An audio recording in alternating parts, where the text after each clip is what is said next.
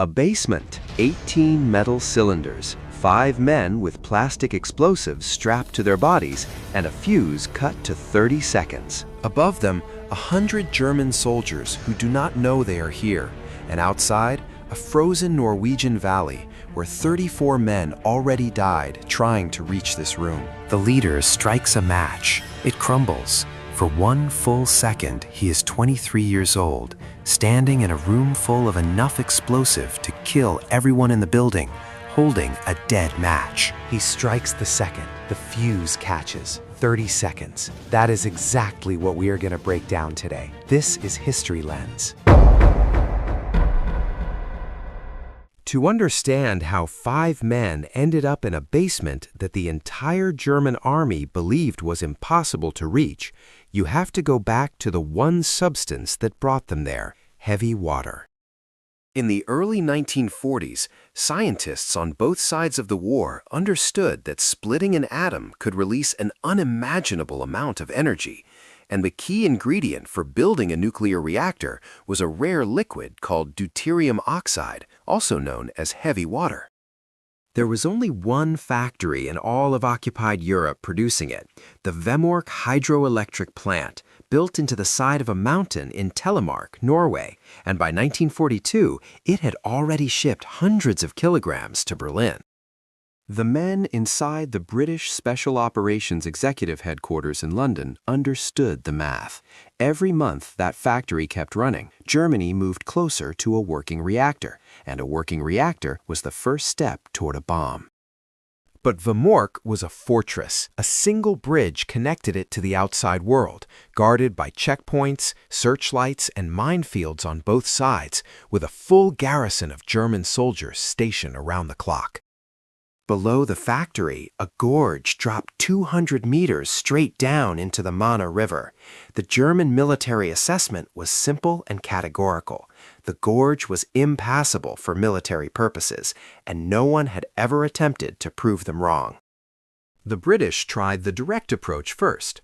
In November 1942, they launched Operation Freshman, sending 34 commandos in 2 gliders to assault the factory head-on. But the mission never reached its target. Both gliders crashed in a blizzard over the Norwegian mountains. The survivors were captured, interrogated, and every single one of them was executed under Hitler's commando order. 34 men dead, and the factory was still running. One man in London argued against the obvious next step of simply bombing the valley flat. His name was Leif Tronstad, a Norwegian professor who had designed Vemork's electrolysis system before the war and escaped to Britain with the blueprints hidden in his coat. He knew that the heavy water cells sat below ground level inside reinforced concrete built into the mountain itself, and that destroying them from the air would require leveling half the town of Rjukan and killing hundreds of Norwegian civilians without any guarantee of hitting the target. He proposed something else entirely, not bombers and not another British assault, but a small team of Norwegians, men who grew up in those mountains, who could ski through a blizzard and vanish into the wilderness when everything went wrong. But before anyone could be sent to destroy the factory, someone had to find out if there was a way inside that the Germans were not guarding, and there were already 4 men on the ground who might have the answer. Months earlier, a reconnaissance team called Operation Grouse had been dropped onto the Hardangervidda Plateau to guide the freshman assault, and when the gliders crashed, they were left stranded on one of the largest frozen wildernesses in northern Europe, with no extraction and no backup.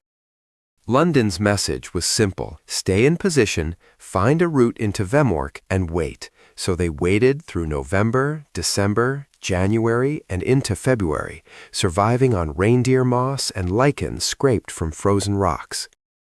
One man's weight dropped from 80 kilograms to 55. They could not light fires during the day because smoke was visible for kilometers, and German ski patrols swept the plateau regularly, looking for anyone connected to the failed raid. In January, one of the Grouse team members named Klaus Hellberg skied to Vemork alone to answer a single question: was there a way in that did not involve the bridge? He climbed down the gorge that the Germans considered impassable, crossed the frozen river at the bottom, climbed back up the other side, and found an unguarded railway service track leading directly into the lower levels of the plant. He skied back to the cabin and radioed London with 3 words that changed everything. "We have a way in. Send the team." On February 16, 1943, 6 men from a Norwegian Special Operations Unit called Kompani Linge jumped from a Halifax bomber over the Hardangervidda Plateau, led by a 23-year-old ski instructor named Joachim Ronneberg. They landed in a blizzard with 0 visibility and spent their first night digging snow caves with their hands just to survive until morning. 5 days later, they found the grouse team barely alive, but carrying intelligence that made the entire operation possible. On the night of February 27th, 11 men stood at the edge of the gorge, skis left behind in the snow. From this point forward, everything was on foot, and below them was 200 meters of ice and darkness. They descended without ropes, finding footholds by touch in total darkness, close enough to the German guard posts on the bridge above to hear a man shout, and one kicked stone echoing off the gorge walls could end the mission before it started. At the bottom, they crossed the half-frozen Mana River by jumping from rock to rock in the dark, knowing that wet boots in -30 meant frostbite within 30 minutes and death shortly after. They climbed the far side, emerged onto the unguarded railway track, and at 2:30 in the morning, 11 men were standing inside a perimeter that 100 German soldiers believed no human being could reach. Ronneberg split the team. 5 men stayed outside as a cover squad under Knut Haukelid, watching the approaches and guarding the escape route, ready to engage the garrison if the demolition team was discovered. The other 5 moved toward the building. They found the cable tunnel that Tronstad had marked on his blueprints, a passage barely wide enough for one man to squeeze through, and crawled inside one by one until they reached the basement level. The electrolysis hall was locked. One man wrapped his elbow in cloth, broke a window, and the sound echoed through the corridor like a gunshot. They froze against the wall and listened as footsteps moved somewhere above them, paused, and then walked away down a corridor. Inside the hall, a Norwegian night watchman sat at a small desk, staring at 5 armed men who had just come through a broken window. Ronneberg spoke to him in Norwegian, calm and quiet, told him they were soldiers there to destroy the German equipment, and asked him to lie on the floor. The watchman looked at the guns, looked at the Norwegian faces, and chose his side. He lay down without a word. Now you're back where this story started. 18 electrolysis cells, each one placed with a shaped charge positioned exactly where Tronstad's blueprints said the metal casing was thinnest.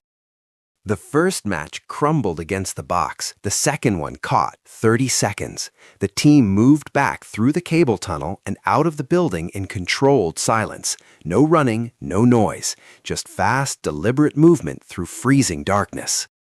The explosion was barely audible outside the basement. No fireball, no collapsing walls, just a muffled thud and the sound of 500 kilograms of heavy water pouring across a concrete floor. Months of production destroyed in seconds. By the time the German garrison realized what had happened and flooded the perimeter with searchlights, the 11 men were already back in the gorge, down the cliff, across the river, and strapping on their skis 2 kilometers away. Ronneberg gave the order to split up. 5 men skied east toward the Swedish border, 400 kilometers away, moving only at night and sleeping in snow caves during the day. By dawn, it was snowing, and by noon, their tracks were gone.